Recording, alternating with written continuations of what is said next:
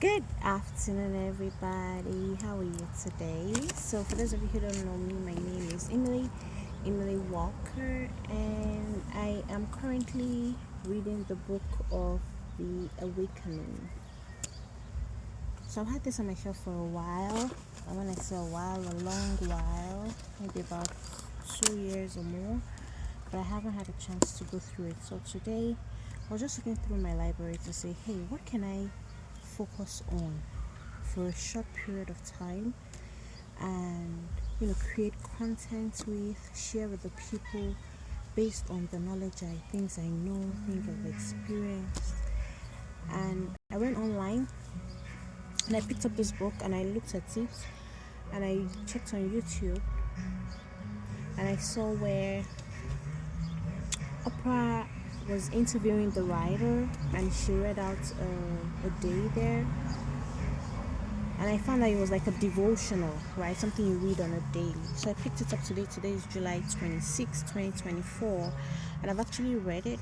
But because I have decided to... Sorry about the background. It's summer, y'all. It's beautiful out here, and people are enjoying themselves. And I just felt, why not help you feel the vibe as well, right? So what I'm gonna do now is I'm gonna go ahead and read up on it every day, and every day I read it, I will be posting it on all my social media platforms on a daily.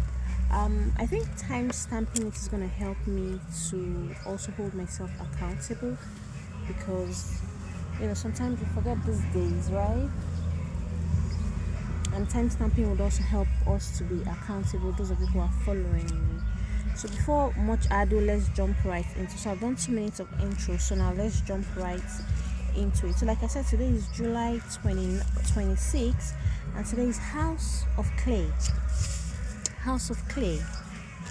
So it's the story of a house of clay. And I'm going to read up on the story of the house of clay.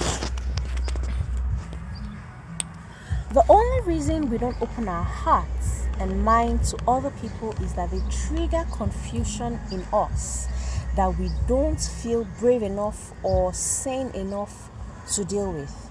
And this is a quote by Anne Pema Chodron. Okay, so there was a clay house near Pujabit in Kwakwa, South Africa. The roof was flat, made of loose sheets of corrugated iron, held in place by a taut length of wire that ran across the entire roof. Okay? Picture this.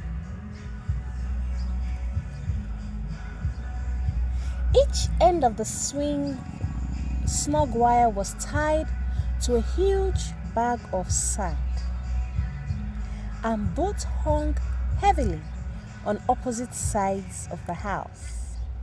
It appeared as if the bags of sand were a saddle of heaviness that kept the roof from flying away. At first, I thought no nails or screws. How precarious.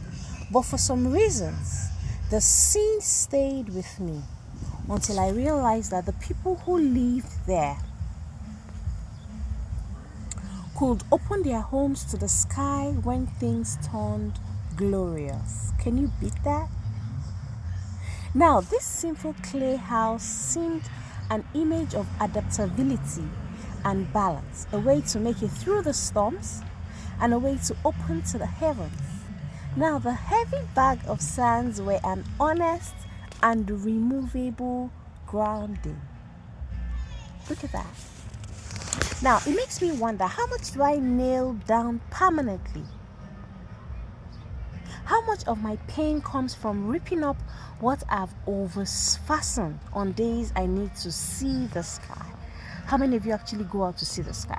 Yo, check this out. I'm actually out here reading. Okay?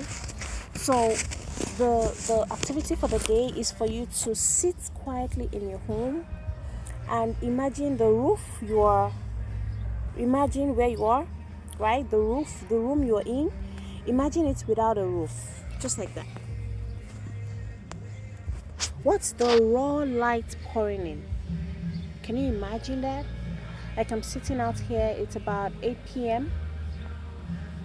and it sunsets on a summer night or summer evening. It's beautiful, and it's a gray sky with a golden sun over on my skin, right? Now, another task is for you to breathe slowly and bring to mind the roof you carry above your heart as you move through this world. Breathe in and breathe out.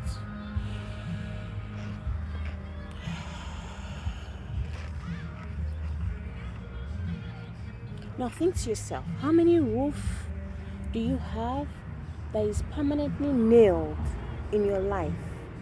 That sometimes you just need to take it off and look at the glory behind. Look at that. Now, the third task is for you to imagine what the clear days would be like without emotional roof. Like, what would it be if that cloud of emotion wasn't there?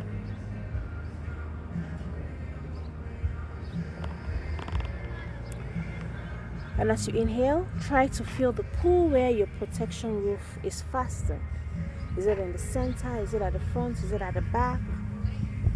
Are you the one centering it? Or is it nailed? Is it removable? So think of the house of clay. Think of things that you hold permanent that doesn't need to be permanent and you need to remove from your life. Okay, I hope this has resonated with someone today. This is my first time of reading this, and I thought to come share with you because I am also in the process of awakening. We always awaken, right? Every day we wake up, we become a different person entirely, and it's important for you to equip yourself with the knowledge, the tools, the elements to be your best self. Okay, so thank you so much. See you tomorrow, and this is